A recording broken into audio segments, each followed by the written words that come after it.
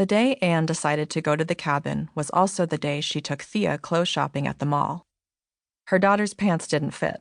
The size 12s, the ones she had just bought because Thea had grown out of her size 11s, rode up around her ankles. Thea, long and lean and all arms and legs like a colt, was growing so quickly these days that her age no longer correlated with her size. "Do you like these?" Anne asked, holding up a pair of bright yellow stretch pants.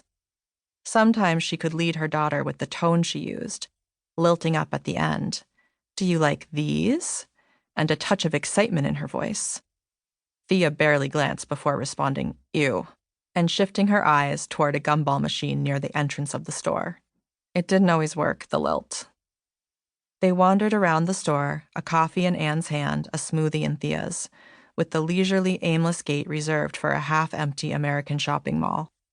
It was Tuesday afternoon, and Anne had scheduled her last client for the 1 to 1:50 p.m. slot. Afterward, she picked up Thea from school early, and they'd gone straight to the mall, a move she'd hoped would spare them from the after-work crowd, the crowd that Anne was usually lumped in with, parents hell-bent on accomplishing last-minute shopping, dragging their kids from store to store, tinged with frantic desperation. The move had worked. The mall was nearly empty when they arrived. "Okay, well, let's hurry up and find some stuff you like." Anne switched to her best authoritative mom voice. "School is letting out soon. It's going to get crowded in here." And turn into the 10th circle of hell, she thought, scanning the entrance as teenagers started to ooze in. High school kids skipping last class or the entire school day. She watched a girl and a boy who couldn't be older than 14 dart their tongues in and out of each other's mouths and caress each other's facial piercings. Anne let out an audible grunt of disgust. "Do your parents know where you are?" The teenage girl was wearing a shirt that looked like a bra, and the boy wore pants that sagged down almost to his knees, revealing yellowed boxer shorts. Anne swiveled her eyes down her own body. White button-up shirt, gray trousers, sensible black flats. She touched the edge of her head, tucking stray brown hairs into the bun at the nape of her neck. She looked back to the girl and boy laughing into each other's mouths. "What a curmudgeon you've become." "Hey, sweets, off your phone."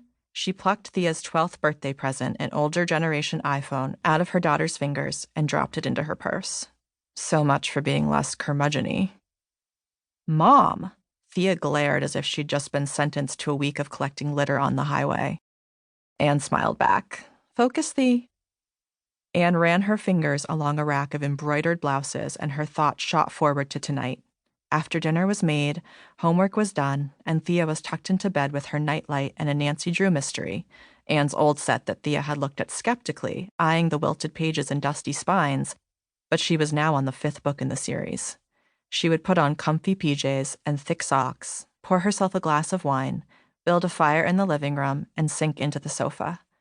They'd been moved into the new house for 6 months now, an old white farmhouse set on 6 acres of land. But she hadn't had time to throw a housewarming or even veg out with a glass of wine.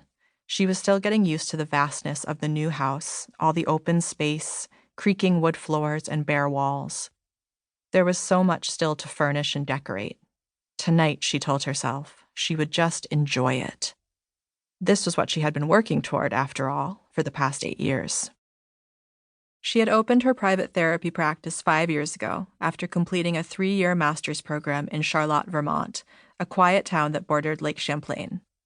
When she opened her doors, she didn't have a single client, only a handful of friends who promised to pass the word and the hope that there were others who were looking for a light in the dark.